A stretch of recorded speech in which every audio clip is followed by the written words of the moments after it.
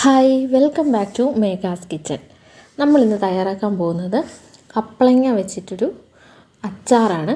എങ്ങനെയാണ് തയ്യാറാക്കുന്നതെന്ന് നോക്കാം. അപ്പം കപ്പളങ്ങ അല്ലെങ്കിൽ പപ്പായ, കർമൂസ് എന്നൊക്കെ പറയും. അപ്പം ഞങ്ങൾ കപ്പളങ്ങ എന്നാണ് പറയുന്നത്. അപ്പോൾ അത് വെച്ചിട്ട് നമ്മൾ ഒരു അച്ചാറാണ് തയ്യാറാക്കാൻ പോകുന്നത്. വളരെ ടേസ്റ്റി ആയിട്ട് എല്ലാവർക്കും ഇഷ്ടമാകുന്ന ടേസ്റ്റിലുള്ള ഒരു അച്ചാറാണ്. എങ്ങനെയാണ് തയ്യാറാക്കുന്നത് നമുക്ക് നോക്കാം. ഞാനിത് തോലൊക്കെ കളഞ്ഞ് ചെറിയ കഷ്ണങ്ങളായിട്ട് നമ്മൾ മാങ്ങയൊക്കെ അരിയുന്നത് പോലെ തന്നെ ചെറിയ കഷ്ണങ്ങളായിട്ട് അരിഞ്ഞെടുത്ത് കഴുകി വെച്ചിട്ടുണ്ട്. അപ്പം ഈ ഒരു വലുപ്പത്തിൽ നമ്മൾ അരിഞ്ഞെടുത്താൽ മതിയാവും. സാധാരണ നമ്മൾ മാങ്ങാച്ചാറൊക്കെ ഇടുന്ന കണക്ക് തന്നെയാണ് ഇത് നമ്മൾ തയ്യാറാക്കി എടുക്കേണ്ടത്. അപ്പോൾ അത്യാവശ്യം ഒരു മീഡിയം വലിപ്പമുള്ള കപ്പളങ്ങയാണ് ഞാനിവിടെ എടുത്തത്.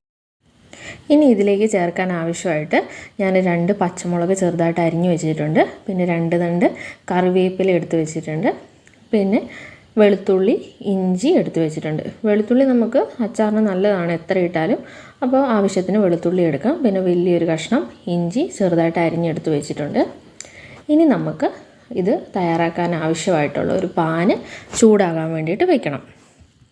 പാൻ നന്നായി ചൂടായി വന്നതിന് ശേഷം നമുക്കിതിലേക്ക് എണ്ണ ഒഴിച്ചു കൊടുക്കണം. അപ്പോൾ ഈ അച്ചാർ തയ്യാറാക്കാൻ വേണ്ടിയിട്ട് ഞാൻ നല്ലെണ്ണ തന്നെയാണ് യൂസ് ചെയ്തേക്കുന്നത്. അപ്പം പെട്ടെന്ന് തന്നെ യൂസ് ചെയ്ത് തീരുന്നവരാണെങ്കിൽ വെളിച്ചെണ്ണയിൽ തയ്യാറാക്കിയാലും കുഴപ്പമില്ല. അപ്പം ഞാനിവിടെ നല്ലെണ്ണ തന്നെയാണ് യൂസ് ചെയ്തിരിക്കുന്നത്. അപ്പോൾ ഒരു 5 ടേബിൾ സ്പൂണോളം നല്ലെണ്ണ ഒഴിച്ചു കൊടുത്തിട്ടുണ്ട്.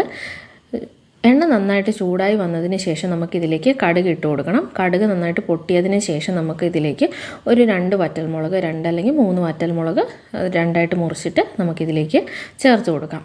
ഇനി നമുക്കിതിലേക്ക് ചേർത്ത് കൊടുക്കേണ്ടത് ഇഞ്ചി ആണ് ചേർത്ത് കൊടുക്കേണ്ടത്.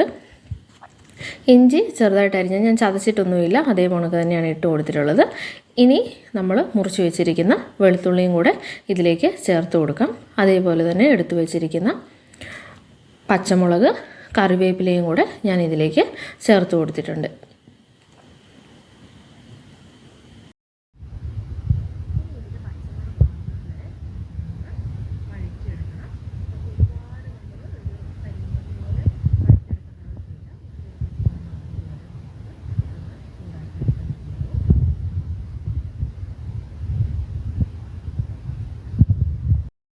ഇതിൻ്റെ ഒരു പച്ചമണമൊക്കെ മാറി വന്നതിന് ശേഷം നമുക്കിതിലേക്ക് പൊടി ചേർത്ത് കൊടുക്കണം.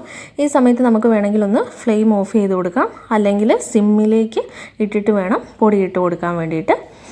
നമ്മളൊരു 2 ടേബിൾ സ്പൂണോളം മുളക് പൊടി, ഒരു 3 ടേബിൾ സ്പൂണോളം അച്ചാർ പൊടിയും ഞാനിതിലേക്ക് ചേർത്ത് കൊടുക്കുന്നുണ്ട്.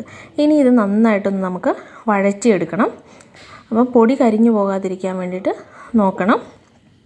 ഇനി പൊടിയുടെ ഒരു പച്ചമണമൊക്കെ മാറിയതിന് ശേഷം നമുക്ക് ഇതിലേക്ക് കപ്പളങ്ങ ചേർത്ത് കൊടുക്കാം. ചെറുതായിട്ട് അരിഞ്ഞു വെച്ചിരിക്കുന്ന കപ്പളങ്ങ നമുക്കിതിലേക്ക് ചേർത്ത് കൊടുക്കാം.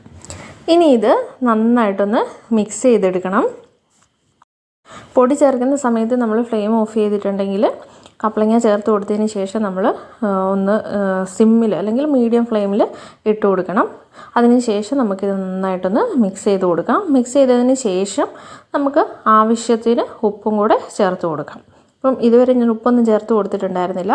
അപ്പം ഈ ഒരു സമയത്ത് നമുക്ക് എത്രയാണോ ടേസ്റ്റിന് ആവശ്യമായിട്ടുള്ള ഉപ്പും കൂടെ ചേർത്ത് കൊടുത്ത് നന്നായിട്ടൊന്ന് മിക്സ് ചെയ്ത് കൊടുക്കാം.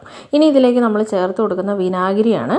അപ്പോൾ കപ്പളങ്ങയ്ക്ക് വലിയ പുളിയൊന്നും ഇല്ലാത്ത സാധനം ആയതുകൊണ്ട് തന്നെ നമ്മൾ അത്യാവശ്യം വിനാഗിരി ചേർത്ത് കൊടുക്കുന്നുണ്ട്. ഒരു 5 ടേബിൾ സ്പൂണോളം വിനാഗിരിയാണ് ഞാൻ ഇതിലേക്ക് ചേർത്ത് കൊടുത്തത്. അപ്പോൾ നമ്മൾ എത്രയാണോ കപ്പളങ്ങ എടുക്കുന്നത് അപ്പോൾ അതിൻ്റെ ടേസ്റ്റിനനുസരിച്ച് നമുക്ക് വിനാഗിരി ചേർത്ത് കൊടുത്താൽ മതിയാകും. നന്നായിട്ടൊന്ന് മിക്സ് ചെയ്തതിന് ശേഷം ഒരു 1/4 ടേബിൾ സ്പൂണോളം ഉലുവ പൊടിച്ചതും കൂടെ ചേർത്ത് കൊടുക്കുന്നുണ്ട്. ഇനി ഇതിലേക്ക് ഒരു നുള്ള് കായപ്പൊടിയും കൂടെ ചേർത്തിട്ട് നല്ലപോലെ ഒന്ന് മിക്സ് ചെയ്തെടുക്കാം. നല്ലപോലെ ഒന്ന് മിക്സ് ചെയ്തിട്ടിട്ട് സിമ്മിൽ വെച്ചിട്ട് ഒരു മിനിറ്റ് തന്നെ വേണ്ട, ഒരു അര മിനിറ്റ് നമുക്കൊന്ന് ചൂടാക്കിയെടുക്കണം. അതിനുശേഷം ഫ്ലെയിം ഓഫ് ചെയ്ത് കൊടുക്കാം. അപ്പം നമ്മളുടെ ടേസ്റ്റി ആയിട്ടുള്ള കപ്പളങ്ങ അച്ചാർ ഇവിടെ തയ്യാറായിട്ടുണ്ട്. തീർച്ചയായിട്ടും എല്ലാവരും ഒരു പ്രാവശ്യമെങ്കിലും ഇത് ട്രൈ ചെയ്ത് നോക്കണം. താങ്ക്